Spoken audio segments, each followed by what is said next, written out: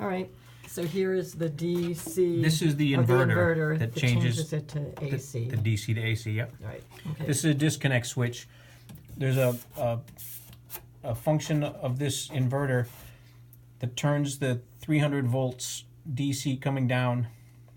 It's 30 volts per panel, roughly around 300 volts operating voltage. If we turn this off in case of emergency, it turns that 30 volts per panel down to 1 volt per panel. So instead of a fireman accidentally, God forbid, you ever have an emergency, knock on wood you don't, if there's an emergency, this gets turned off. By turning it to the counterclockwise. Yes, turning it one click to the left. So if the fireman accidentally cuts through a wire, it's like touching a 9-volt battery to your tongue rather than sparks in another fire. Now there's a button underneath here.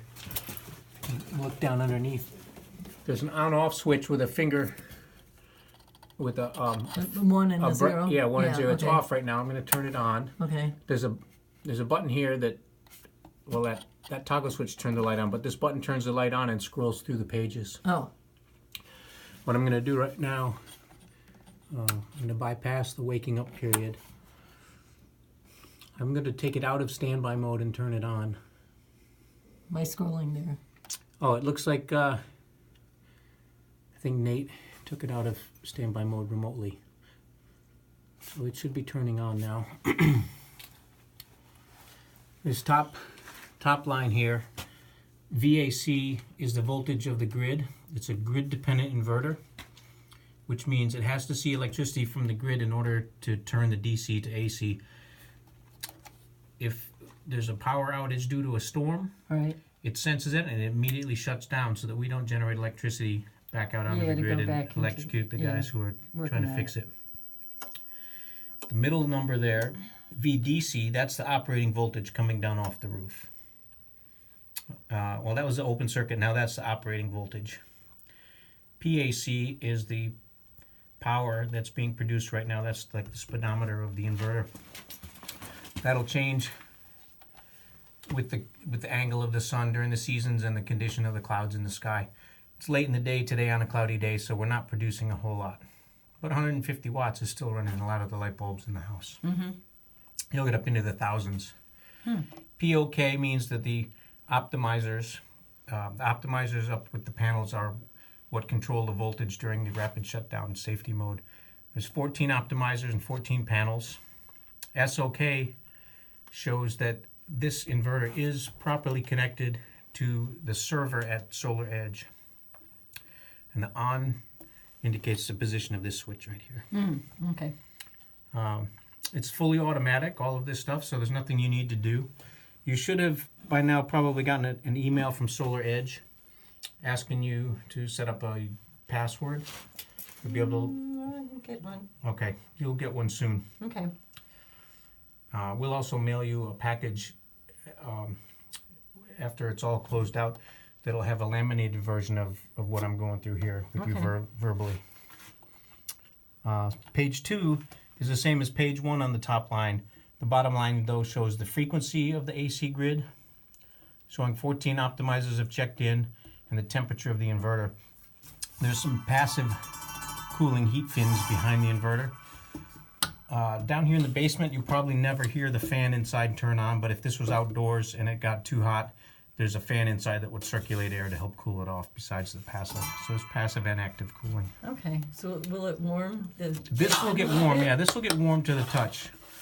You won't burn yourself if you touch it. No, I'm just hoping it'll warm the basement. Yeah, it will do some warming of the basement. Yeah, Okay. certainly. Heat is a byproduct of electric circuits, so the operating here. This page is a meters page. It shows what we've produced today, this month, this year, and the total. During testing, And that's watts? that's watts, and once it gets to 1,000, it'll be kWh, Okay. kilowatts. Yeah.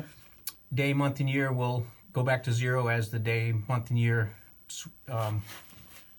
Tomorrow it'll start again at 0. Next month it'll start at 0. This number will always rise. This number and this number are redundant. This is a PV production meter. It's a little hard to see in this light. Yeah. It says 0 Zero, because yeah. it doesn't have a decimal point, so it's between 0 and 1,000. Oh. So it'll be 1. It's kilowatt hours. So Okay. 1 kilowatt hour is 1,000 or 1,000 watts. Yeah. So those meters will be close to each other. They're not calibrated with each other, and that doesn't have a decimal point, so there may be slight difference between them.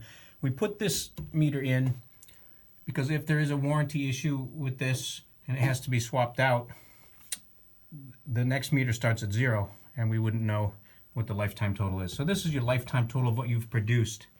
That electricity goes over to your panel, and there's a breaker at the bottom left, which is how it interties. So the energy you produce feeds the breakers as needed. On days when you're not here and you're producing more than you use, it'll pass through the main breaker and out to the meter outside, which Central Hudson has changed to a net meter. So you'll get credit for the electricity that goes back out to the transformer. And that energy from that transformer then goes to the next closest demand. So your neighbors will use your excess. Central Hudson buys it back from you wholesale and will sell it to them retail. So they'll make a little money on that. Give you credit for it.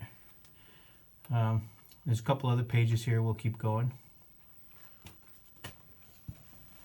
This page is the module communication page. This green light shows that it's on and it's producing. There's a yellow light that will flash, and when it does, it'll go to the next module serial number. It shows us the energy that module is producing right now, and the voltage that's on the positive and negative strings going up to it. Yeah, it just flashed and the serial number changed. So it goes through the different So it'll 14. go through all 14. Uh-huh. That information goes to the website, and our engineering service manager can see individually what each one's doing, monitor each. You won't be able to see that detail on the website. You'll be able to see your overall production and run a report graph for the last week, the last 2 weeks, last month for the year. This page shows a serial number, the firmware, and showing that we're connected to a residential 240 voltage.